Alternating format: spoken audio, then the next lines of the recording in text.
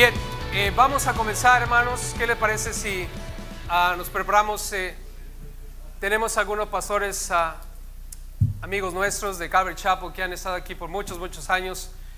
Pastor Eduardo está en Calvary Chapel Tustin. Pastor Mike está en Vista. Y Pastor Tom ha estado en todos lados. Pero hoy, tiene una buena trayectoria y él hoy está en Rancho Santa Margarita. Pastor José Luis, también veterano dentro del movimiento de Calvary Chapel, y estás en Fontana, ¿verdad? Le tomó mucho tiempo llegar aquí. El pastor Alfredo está en Yucca Valley, allá por el Obeder. Y el pastor John está en Oxnard, y apreciamos mucho lo que Dios está haciendo en la vida de ellos. Y bueno, tienen preguntas que hemos colectado, así es que le voy a dar tiempo para que contestemos, y después vamos a tener un pequeño momento de exhortación desde un punto de vista pastoral. ¿Ok? Así es que... Buenas tardes. Mi nombre es José Luis Espinosa, y la pregunta que se me ha presentado es para todos, porque dice: ¿cuántos de los hombres y mujeres en esta conferencia son verdaderamente seguidores de Cristo? Y eso, para mí la respuesta está bien fácil. Usted ya lo sabe, ¿verdad? Se me vino una escritura a la mente rápido cuando el Señor le refiere la parábola del trigo y la cizaña. Entre nosotros, pues no podemos decir quién es y quién no es, solamente el Señor sabe. Pero la palabra de Dios sí nos dice la realidad al final de los tiempos. Y esta escritura es en San Mateo capítulo 13, y lo leo solamente, y esa va a ser mi respuesta, versos 24 al 30. Le refirió otra parábola diciendo: el reino de los cielos es semejante a un hombre que sembró buena semilla en su campo. Pero mientras dormían los hombres, vino el enemigo y sembró cizaña entre el trigo y se fue. Y cuando salió la hierba y dio fruto, entonces apareció también la cizaña. Vinieron entonces los siervos del padre de familia y le dijeron: Señor, ¿no sembraste buena semilla en el campo? ¿De dónde pues tiene cizaña? Él les dijo: un enemigo ha hecho esto. Y los siervos le dijeron: ¿quieres pues que vayamos y la arranquemos? Y él les dijo, y esta es la respuesta: no sea que al arrancar la cizaña arranques también con ella el trigo. Dejad crecer juntos lo uno y lo otro hasta la siega. Y al tiempo de la siega yo diré a los segadores: recoged primero la cizaña y atarla en manojos para quemarla, pero recoger el trigo en mi granero. Y esa es la respuesta bíblica en realidad de la pregunta que se me presentó. Gracias, José Luis.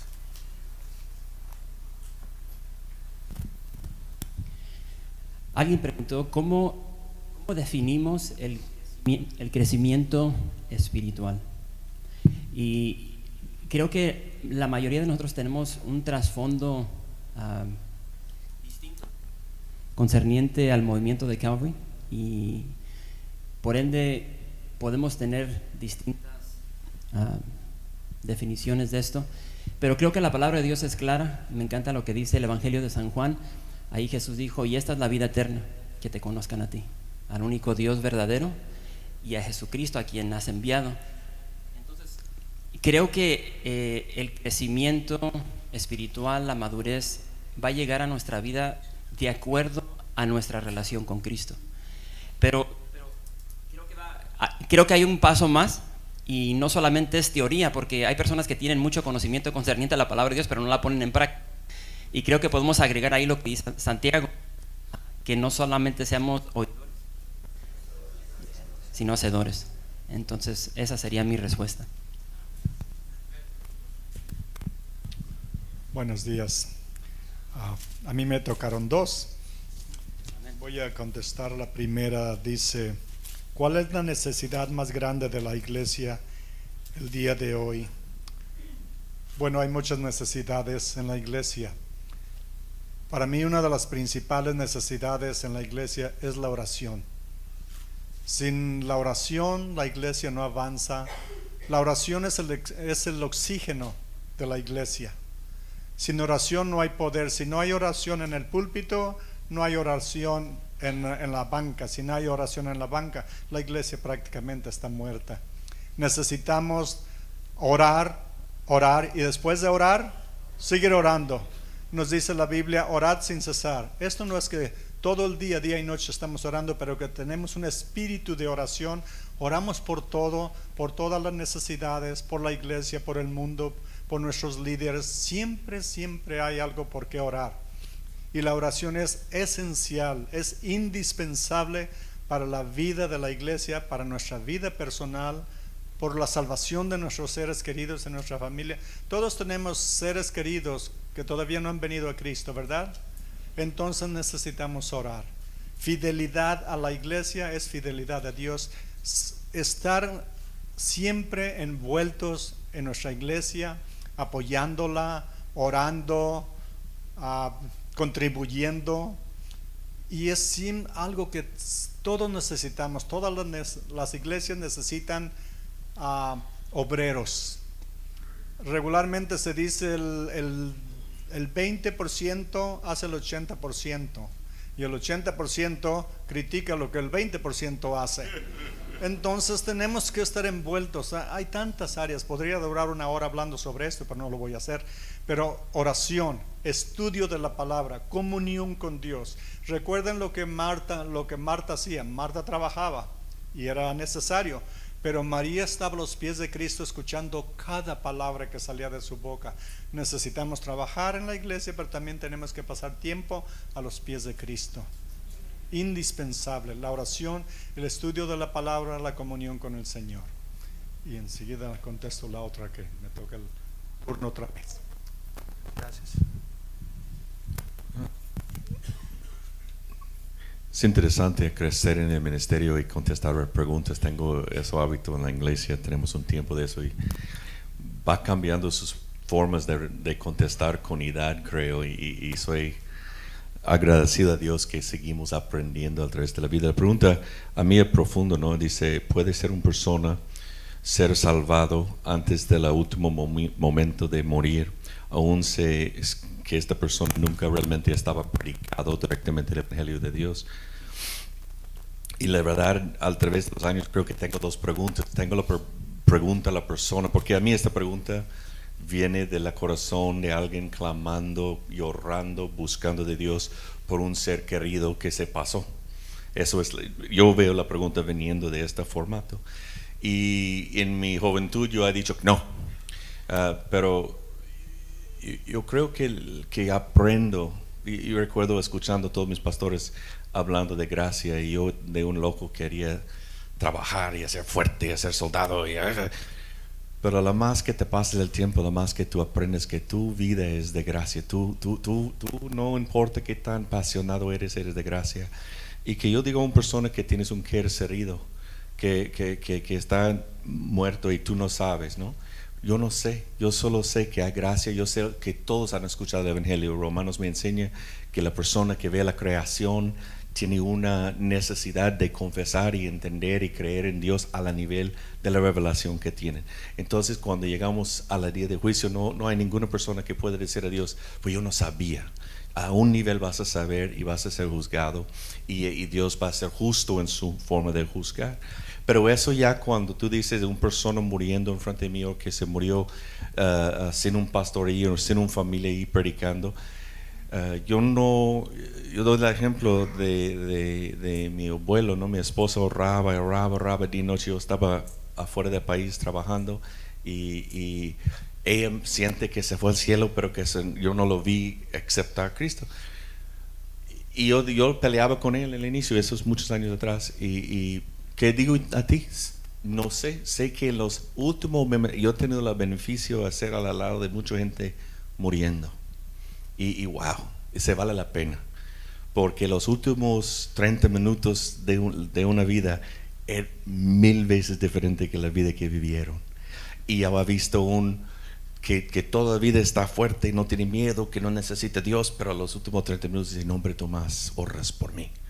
¿Me entiendes? Y yo sé que hay una gente que puede decir que yo estaba salvado en un cuarto solo, yo leo la Biblia, o Dios me habló, o yo entrego mi vida sin un predicador, sin un evangelista, y yo llego a los pies de Cristo solo. Y yo creo que en una cama, muriendo, sin nadie allí, Dios sabe su corazón. Y si en los últimos pequeños segundos de tu vida tú tenías la chispa para decir, ayúdame, Cristo, ayúdame. Yo veo el persona al lado de Cristo en la cruz y ni sabía entender muy bien, solo dice, pues ayúdame. Y yo no sé que en los últimos 5 minutos, con ojos cerrados, sin habilidad de respirar y hablarme, que esa persona se gritó ayúdame o no. Pero tengo segunda respuesta. Si tú eres vivo, predícalos. Hoy es la día de salvación. No te deja llegar que tú que eres herido se pasa a la muerte y tú diciendo, híjole, ¿por qué no lo predicó? ¿Por qué no lo habló? Porque eso es una carga que tú cargas hasta el día que tú estás en cielo y ves qué pasó o qué no. Yo quiero dar consuelo a los que no saben y no sabemos. No podemos decir que sí, pero que sea posible, si sea posible en mi punto de vista. Pero más que eso, yo creo que uno de los desventajas de tener generaciones y abuelos y padres, se muere el abuelo, ¿no?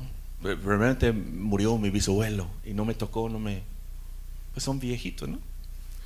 Y se murió el abuelo y yo estaba allí más y él me como tipo mi papá, ¿no? Y sí vi el cuerpo ya duro y lloré, sentí raro. Ya cuando murió mi mamá, no, ya sigo chillando, ¿me entiendes? Y el problema es eso, pues ya si ya no es el bisabuelo, tampoco el abuelo, tampoco la mamá, que sigue soy yo. Y nos ayuda. A mí eso es una gracia que Dios nos da como humanos, a ver cómo uno vive, cómo uno muere y qué realmente es el resto, ¿no? Y toca a ti, primeramente a creer. Creo que estamos en un lugar que todos creemos, espero que sí. Primeramente creas, pero no hay nada más importante que predicar. No hay nada más importante. Se ofendan, se luchan. Mi esposa tiene 2 gemelas y una otra hija que en su niñez digo que estaban salvados y peleamos si van al cielo o no, porque no viven por Jesús. Pero sigo predicándolos, a veces se frustran conmigo. Pero yo digo, la segunda respuesta es, si no están muertos, pues sigues predicando, porque hoy es el día de salvación.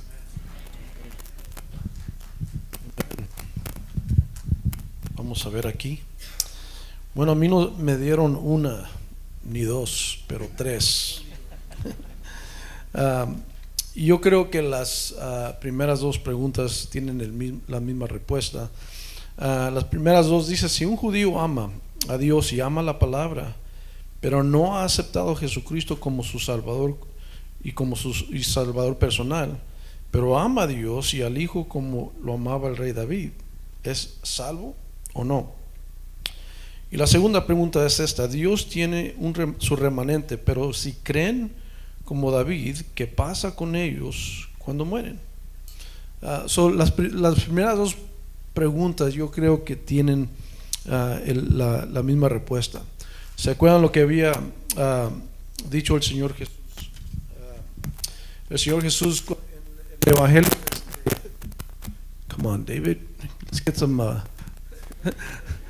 El Evangelio de San Juan, capítulo 14, versículo 6. Jesús que dijo: yo soy el camino, la verdad y la vida. Nadie llega al Padre sino es por mí. Y Él es el único camino. No le hace si es judío, musulmán y aún cristianos. Porque muchos damos la apariencia que somos creyentes, pero en realidad salimos de las 4 paredes y estamos viviendo una vida muy diferente. También, sea judío, musulmán y aún aquel que clama que es creyente, si no tiene a Jesús como su Señor y Salvador, realmente, genuinamente en su corazón, desafortunadamente, palabras del Señor Jesús, Él dice que es el único camino ahí. La segunda o la tercera pregunta era: los judíos son su pueblo. Los judíos es el pueblo físico de Dios. Este es un pueblo que Dios ha escogido de todas las naciones en el mundo. Y estas naciones, y todos sabemos, ¿verdad?, que yo creo que podemos estar de acuerdo todos que la nación de Israel tiene un gran favor de Dios. En mi opinión, yo creo que la nación de Israel y Jerusalén es el centro del universo de Dios. Pero aún como ellos también, si no aceptan al Señor Jesucristo como su Señor y Salvador, también desafortunadamente no van a entrar al reino de los cielos. Pero aún sabemos también que Dios todavía no acaba con Israel, y por la gracia de Dios y la misericordia de Dios y la desobediencia del pueblo de Israel en creer quién es Jesús, Dios nos ha mostrado gracia a usted y a mí, a todo gentil. Y usted y yo tenemos el privilegio de aceptar al Señor, y ya cuando el Señor arrebate su iglesia, entonces el Señor va a tratar con su pueblo Israel de nuevo. Esas son las respuestas que me han dado. Vamos a ver si coopera un poco el micrófono conmigo. Tengo dos preguntas. ¿Está bien? Oh, ahí está. Ok. Ahí está. Sí. Si no lo muevo, yo creo que funciona, ¿verdad? Y si lo muevo yo también, lo cual es difícil. Dos preguntas que me han hecho, y realmente veo relación directa una con la otra, y voy a leer las preguntas y voy a pasar a contestarlas, principalmente con dos textos bíblicos para enfocarnos en la respuesta que debemos dar y estar abiertos en nuestra mente a entender la problemática que hoy en día, hoy por hoy, yo creo, en estos tiempos que estamos viviendo como iglesia, debemos estar como cristianos dispuestos, listos, como escribió Pedro, para dar una respuesta adecuada al problema que voy a plantear en esta pregunta que está aquí. ¿Puede un cristiano sufrir de depresión? Es una pregunta muy profunda que va acompañada con esta otra pregunta. No la hizo la misma persona, pero van de la mano. Entendamos esto. Dice: ¿cómo mantener a mi familia, y luego pone hacia una diagonal, iglesia, unida en medio del sufrimiento?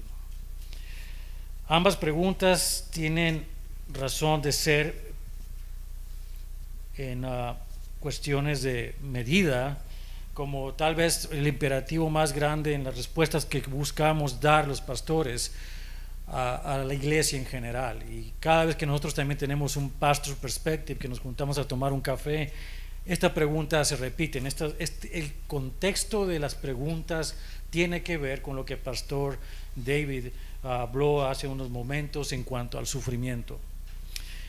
Y para darle respuesta a esto, quiero decirle: si usted está padeciendo de depresión o conoce a una persona que está sufriendo de depresión, no por ninguna circunstancia vaya a tomarlo con la actitud de juzgar a esa persona por lo que está sufriendo.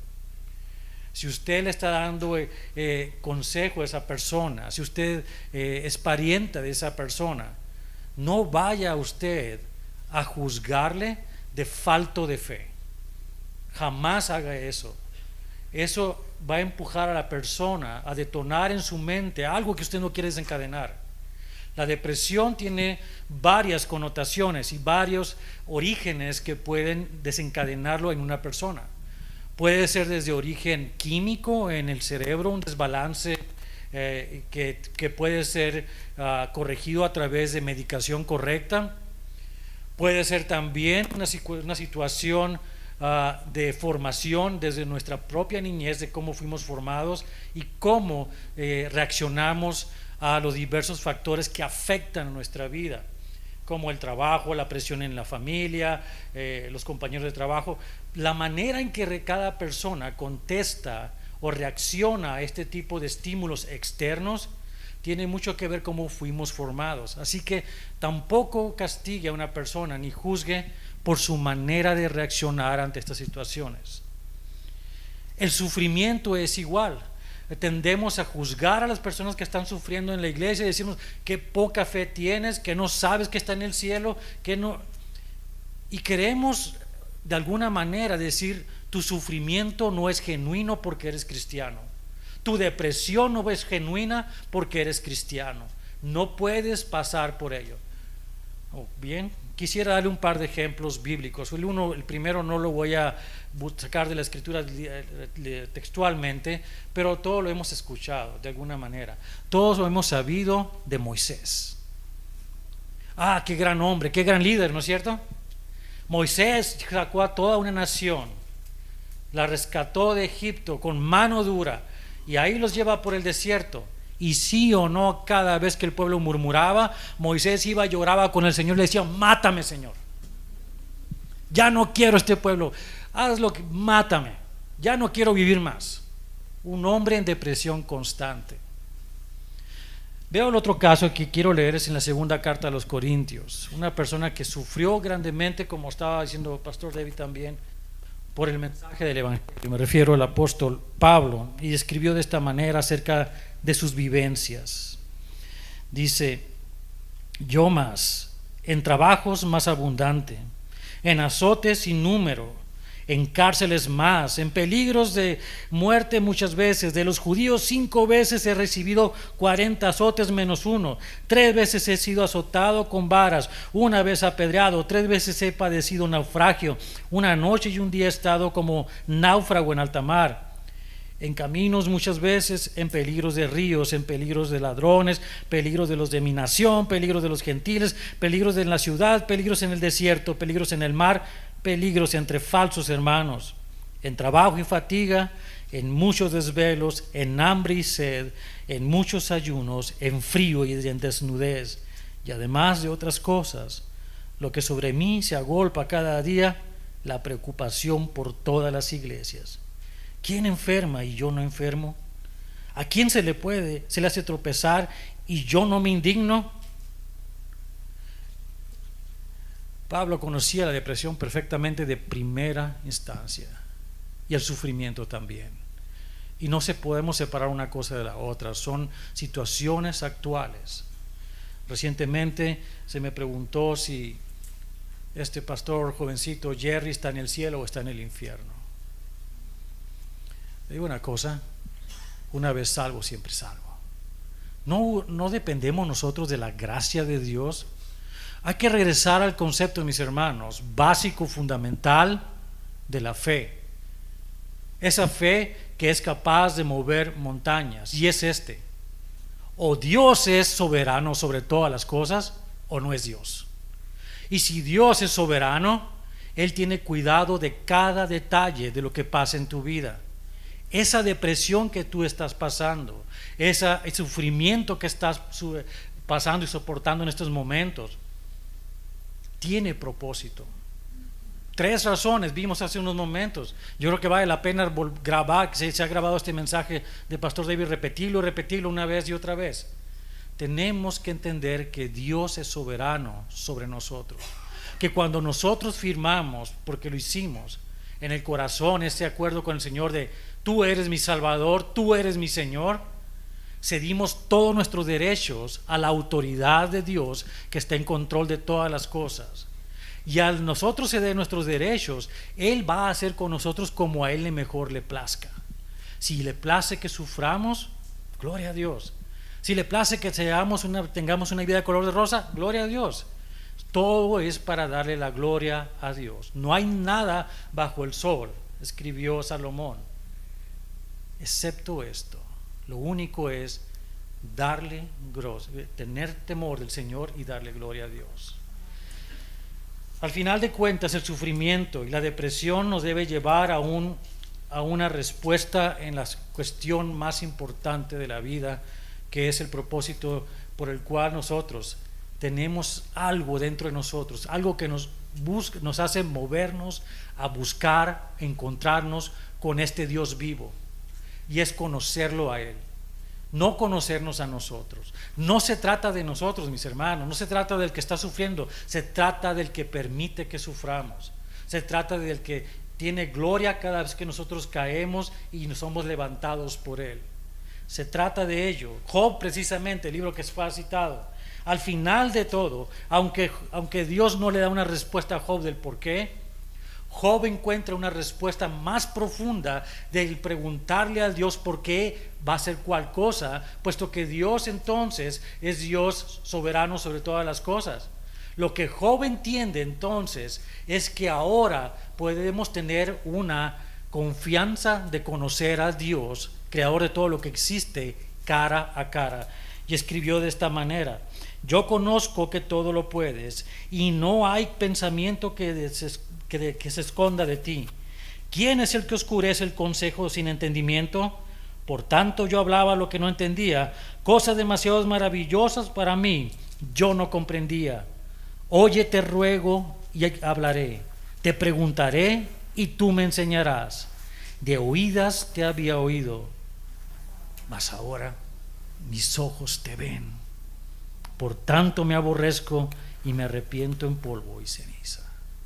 El final de este sufrimiento, hermanos, la depresión que puedas estar pasando, es que conozcas a Dios que te formó, que te creó, el que pensó en ti desde antes de la fundación del tiempo, cara a cara, íntimamente. Eso es lo que Él desea de nosotros. Y esto tiene que ver también con la iglesia y el sufrimiento. La pregunta que me hicieron: ¿cómo puedo mantener unida la iglesia y la familia? Conociendo juntos al Señor que nos ha creado, al Dios Todopoderoso. Y la oración tiene que ver con esto. Gracias. Gracias. Gracias. Vamos a pasar al segundo punto porque el tiempo se nos va a ir. Pero le pedí también a los pastores que desde una perspectiva pastoral nos den una pequeña exhortación, ¿verdad? Del qué es lo que necesitamos enfocarnos en nuestros días como iglesia.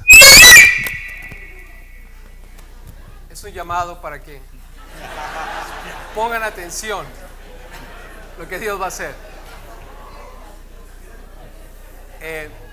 Vamos a hacer un enfoque aquí. ¿Qué es lo que ustedes piensan desde su vista pastoral? La iglesia, ¿en qué tiene que estar enfocada para ser un buen testigo, un buen testimonio en los últimos tiempos? Y en particular solamente quería pedir a Pastor Tom que se enfocara en cuestión de misiones, y los demás si pueden enfocarse en algún punto de lo que Dios les esté revelando últimamente, qué es lo que Dios les ha estado hablando, en cómo debemos ocupar nuestro tiempo en esos últimos días para dar un buen testimonio como iglesia. Si podemos invertir unos 2 minutos cada quien, sería bueno. ¿Cómo ser mejores testigos?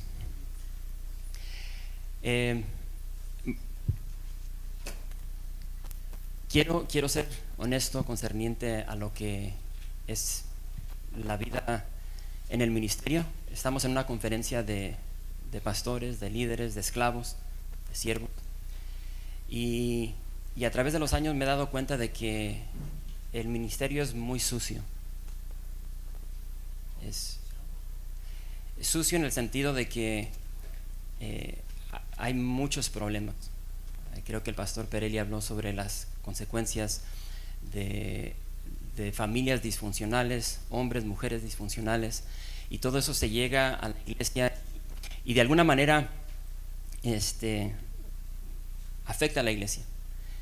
Entonces, en ese ambiente de lo que es el ministerio, ¿qué podemos hacer para ser buenos testigos? Yo siempre he dicho de que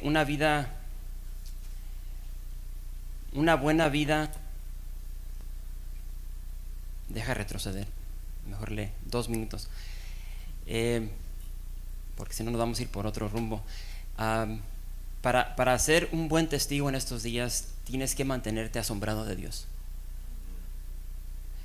porque dentro del ministerio si no te mantienes asombrado de Dios, te vas a mantener asombrado de todo lo que está sucediendo dentro de la iglesia. Y repito, es sucio el ministerio,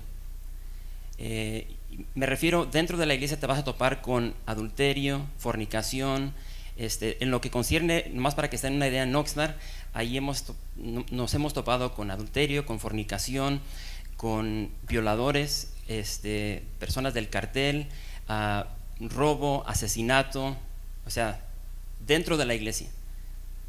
Y entonces, repito, para mantenerte siendo un buen testigo, creo que es importante mantenerte asombrado de Dios, que siempre pongas a Dios enfrente de todo. Puedes ir a Isaías capítulo 6 y ves el asombro de Isaías de estar delante de la presencia de Dios, y creo que el asombro de Dios va a llegar a tu vida mientras te mantienes delante de su presencia, en su palabra, en oración, y te va a dar una perspectiva clara concerniente a lo que es Dios, quién es Dios, y eso te va a ayudar concerniente a todo lo que te vas a topar dentro de la iglesia y en tu vida personal. El asombro de Dios te va a llevar a un lugar donde va a traer éxito a tu vida, no el éxito del mundo, sino el éxito que concierne a ser un testigo, a morir diario para Cristo. Ese sería mi punto de vista. Para mí la perspectiva de la iglesia es Cristo. Debemos estar absolutamente, completamente, siempre enamorados de Cristo. Representarlo bien. Cuando nos ponemos el nombre de cristiano, nos ponemos un blanco en el pecho y en la espalda, donde el diablo y el mundo nos va a atacar. Y lo que debemos de nosotros de hacer, ser un buen ejemplo, ser buenos siervos, buenos seguidores de Cristo, no solamente por nombre, sino de verdad, de corazón. Y porque vamos a dejar un legado a nuestra familia y a todos los que nos conocen. Alguien dijo, no trates de grabar tu nombre en mármol, grábalo en corazones de carne, dando un buen ejemplo. La iglesia ha sufrido desde su principio y seguirá.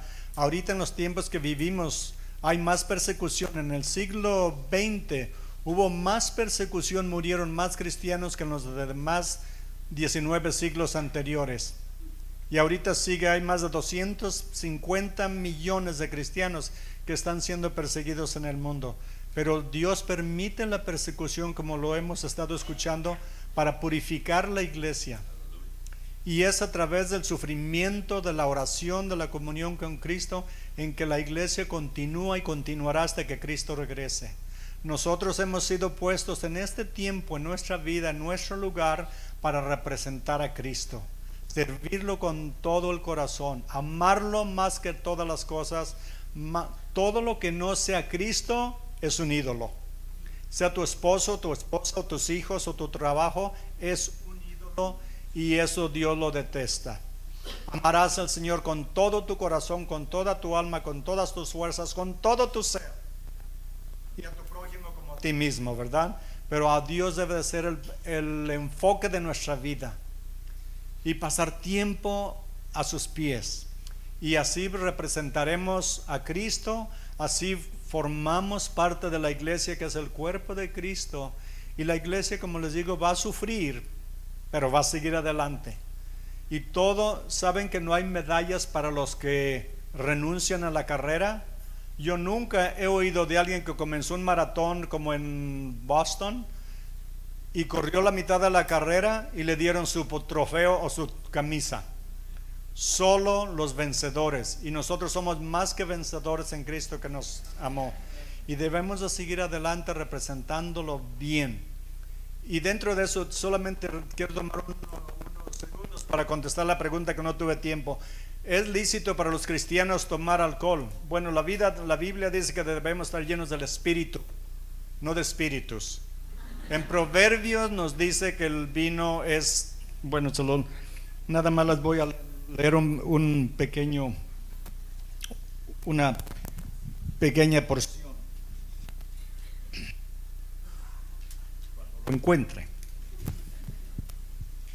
Aquí lo tengo rápidamente. Dice: no es para reyes, oh Lemuel, no es para reyes beber vino, ni para gobernantes desear bebida fuerte, no sea que beban y olviden lo que se ha decretado y perviertan los derechos de todos los afligidos. Y por la razón que lo hago es porque todos somos un ejemplo para los demás. Como cristianos somos un ejemplo, representamos a Cristo y no debemos de ser piedras de tropiezo para nadie. Debemos de ser escalones que acercamos a los demás a Cristo, no obstruir su camino hacia Cristo. Somos buenos ejemplos. Si yo, por ejemplo, como cristiano, digo, bueno, me voy a tomar unas bebidas en mi casa, al cabo nadie me ve y a nadie afecto, y recibo una llamada que debo de ir a visitar a alguien que está enfermo, está en el hospital, está a punto de morir, y llego oliendo alcohol, ¿cómo creen que va a ser mi testimonio? Y dicen, bueno, usted es el pastor. Sí, pero todos representamos a Cristo y debemos de pensar en eso. Hagamos todo lo que honra, glorifica y exalta a Cristo, y seamos buenos ejemplos para los demás que nos rodean, porque nos están observando todos los que no han venido a Cristo, a ver si nuestra fe es real, a ver si somos auténticos cristianos, si somos lo que predicamos o lo que decimos. Y debemos de ser reales, hermanos, hasta el fin, servir a Cristo con todo nuestro corazón hasta el fin. Gracias.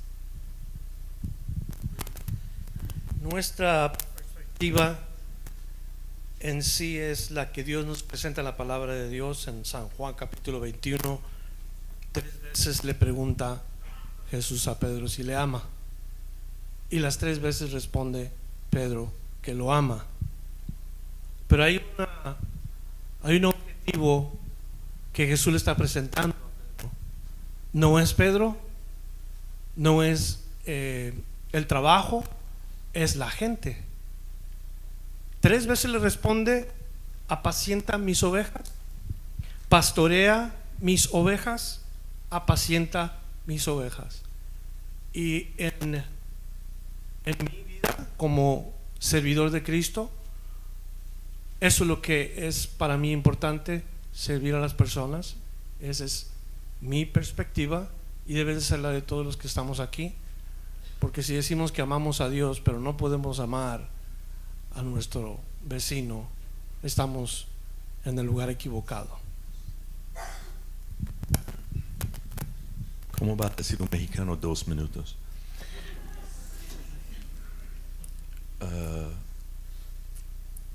Primeramente, rápido, ¿no?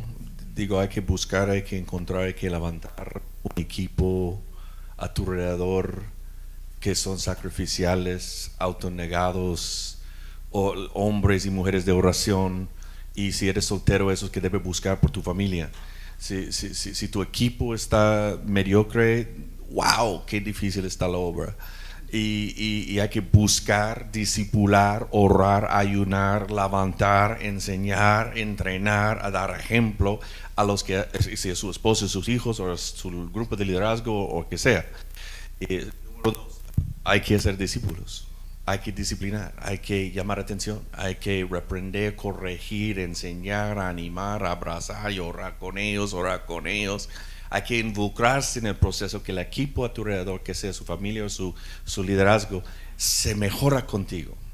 Hay que ser abierto a escuchar que ellos te dice, que te corrige. Yo tengo una hija que es mi hija, la veo como una niña y ya va regañándome. Y hay que morder mi lengua y a observar si ella tiene razón o no bíblicamente, porque solo porque es mi hija no me da caso que no puedo escuchar ni aprender de ella.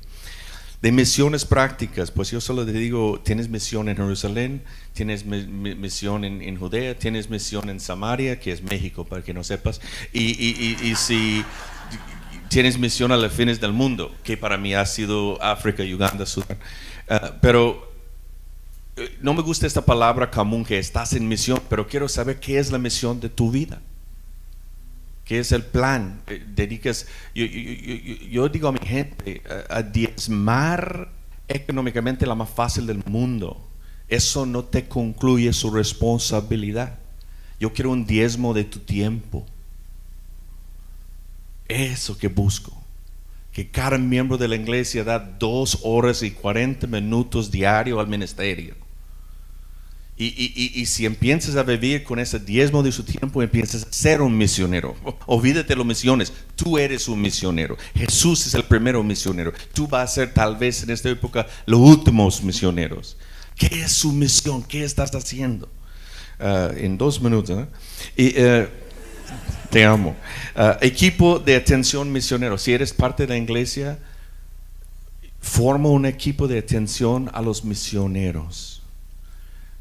Yo he sido misionero 25 años. El libro de mi esposa está saliendo en el siguiente mes y yo estoy haciendo el último libro. Me ha llorado, soy chillón, y ya leyéndolo. Pero recuerdo algo, misionero de Costa Mesa, 15 años en el campo misionero. Me suena como estoy quejando, no estoy quejando. Pero nadie me visitó, nada me amó, nada me mandó ni a nada. Y bueno, me mandó la cheque, gloria a Dios por eso. Que estaban orando y gloria a Dios por eso. Pero llegó un cajita que tenía un polvo por las pies, una cachucha de un equipo que no sé de quién son, pero es el caballito, no naranjada, por los que saben. Y ¿qué más? Y otra cosita, ¿no?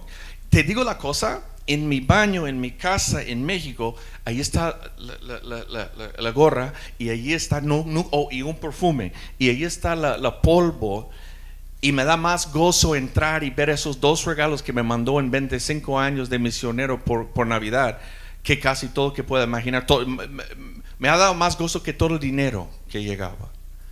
Y tú puedes hacer eso, ¿sí o no? Tú puedes buscar un misionero, y no estoy hablando de un gringo que va a México, estoy hablando misioneros nacionales también. Mi vida es a capacitar, levantar y mandar la misma gente de la país que sabe la cultura, sabe el idioma, están listos a vivir con los mosquitos y la luchosa. Y hay que levantar a esta gente y capacitar a esta gente y mandar a esta gente. Si no tienes un misionero, si tú no tienes nada que tú puedes apoyar, pensar, orar, mandar, comunicar, yo tengo una lista, necesitas comunicar. ¿Sabe que hay misioneros, hay pastores en otros países que no ha tenido ningún amigo llamarlos en 5 años? Y ustedes, yo soy de México, soy gringo, pero soy corazón de México. Y pues ustedes tienen el idioma, tienen la cultura, que tienen todo. Tal vez no puedes ir, pero puedes llamar, puedes mandar un texto, puedes animar, puedes mandar un buen comentario. Yo puedo mandarte una lista de 100 pastores que no tienen ningún comentario, ningún diccionario bíblico. Si quieres hablar de África, ni quieres hablar, que falten Biblias, son pastores sin Biblias. Orar por ellos, visitarlos. En su iglesia puede invitar un pastor, su esposo, sus hijos a visitar tu iglesia, a darles hospedaje, a levantar un venta de taquitos para pagar los $200 del avioncito. Y es un descanso, es una refrescancia. Yo tengo un apartamento en Sinaloa pegado a la mar. Si eres un pastor y ocupas te digo, ¿no? Si puedes ir y regresar. Y ocupas un lugar a descansar, a orar, buscar de Dios. La casa es tuya gratis, la comida va a ser gratis. El equipo de liderazgo te recoge en los mochis, te regresamos a los mochis. Y tú solo pagas tu avión, ven y pasa el mes, el año, la semana que tú quieres a tomar un refugio con Dios. Pero tú puedes hacer lo mismo, atraer a alguien aquí que un descanso de su rutina, su lucha, su carga. Si eres allí, yo que como decimos, no flojo en pensar en un misionero, una persona nacional, o aunque ser un gringo, no sé cuántos gringos tampoco, pero que tú estás cuidando, amando, recibiendo, pensando, orando. Yo digo aquí algo increíble: días especiales. Busco una familia que está pastoreando en X lugar, Juárez, Sinaloa, México, Guatemala, hay mucha gente de diferentes países. Y aprender qué es su aniversario, qué es su cumpleaños, qué es el cumpleaños de sus niños.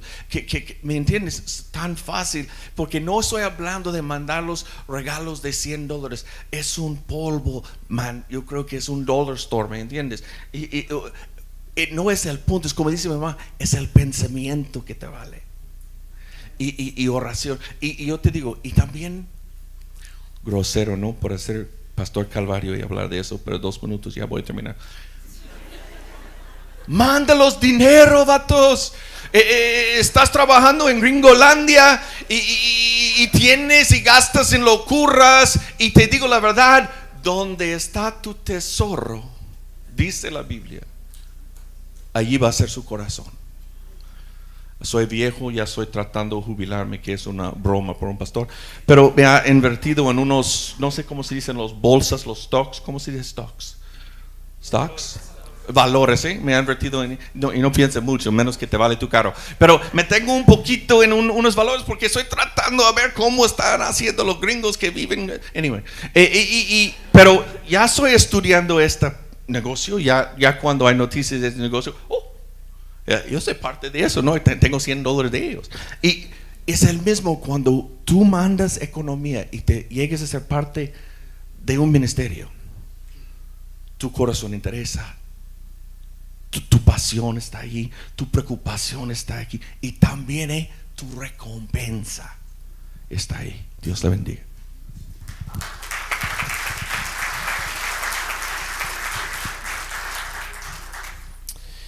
Amén.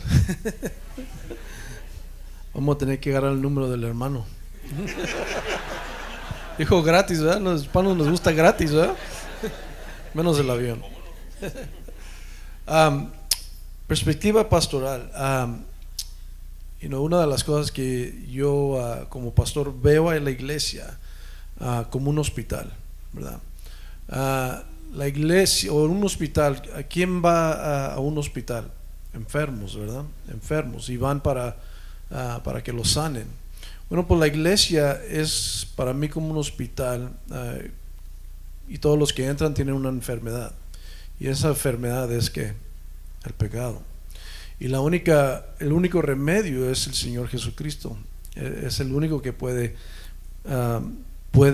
transformar esa vida, cambiar esa vida. Yo siempre he dicho que la vida cristiana no es una forma de vivir, no es una receta, sino una vida para vivir. Es una vida para vivir. Es la palabra del Señor, el Espíritu del Señor que transforma y cambia a una persona que entra al hospital espiritual, a la iglesia, y va con el deseo de ser transformado, tocado por el Espíritu de Dios. Amén. Y luego también cómo ser buenos testigos el día de hoy. Yo creo que una vez más el mejor testigo que uno puede hacer es seguir los ejemplos del Señor Jesús. Estaba leyendo una cita y lo apunté. El mismo Mahatma Gandhi, el hindú, él dijo esto. Dice: me gusta el Cristo de ustedes, lo que no me gustan son los cristianos. No se parecen en nada al Cristo de ustedes. Y yo creo que eso es estamos hablando de un hindú que le gustó a Jesús, las enseñanzas de Jesús, pero sus seguidores no estaban dando el mismo ejemplo.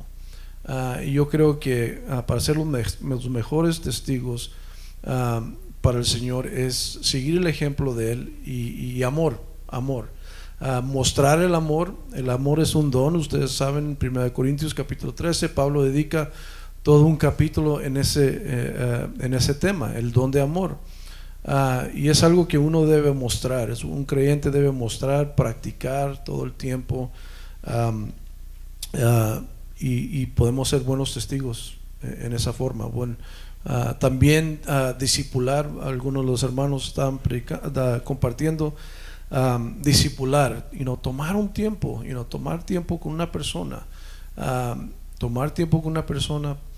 pasar por un capítulo, un libro de la Biblia o un libro bueno, y compartir y orar unos por otros, etcétera, etcétera. Amén. Bueno, como ya me excedí mi tiempo, yo creo que no voy a contestar la pregunta. No, sí vamos a contestarla. Brevemente, testimonio, testigos. Ser testigos es el tema de esta conferencia, y es un tema más profundo que simplemente hablar de oración y de acciones. Si la iglesia no comprende lo que significa la palabra testigo, del griego mártir, aquí hay un problema entonces con la iglesia. Si no estamos como pastores enseñando a la iglesia a morir, entonces no estamos haciendo nuestro trabajo. La palabra mártir tiene que ver con morir, con muerte. Tiene que ver con sacrificio, con darlo todo, con dejar nuestra zona de confort, con exponernos al peligro, con exponernos a la enfermedad, con morir para dar a conocer a aquel que nos permite morir con gracia. Eso es lo que significa nada más ser testigo. Cómo se lleve el proceso de una vida para ser testigo, porque vas a ser testigo solamente en el momento final, cuando estés a punto de exhalar aquí, cerrando tus ojos aquí para abrirlos en la eternidad. Ese es el momento del testimonio. Pero toda la vida del cristiano es una vida de preparación para ese momento. Hermanos, tenemos que entender esto: el testigo es la persona que está en preparación para morir como Cristo murió. Si no estamos dispuestos a hacerlo esto, somos testigos fieles a lo que el Señor es. Si no, simplemente somos personas de un gran club para sentirnos bien, para echarnos la mano unos a otros cuando estamos en problemas, pero no digamos que somos testigos de Cristo, porque testigo de Cristo es solamente aquella persona que tiene una vida de preparación a través del sufrimiento, la oración y todos estos tipos de disciplinas espirituales que están fundamentadas en una sana doctrina que nos lleva por la palabra de Dios, el poder del Espíritu Santo que nos permite pasar por todo esto para llegar al momento de nuestra graduación, el momento en que cerremos los ojos por última vez en este lado del cielo. Eso es todo. Gracias. Gracias.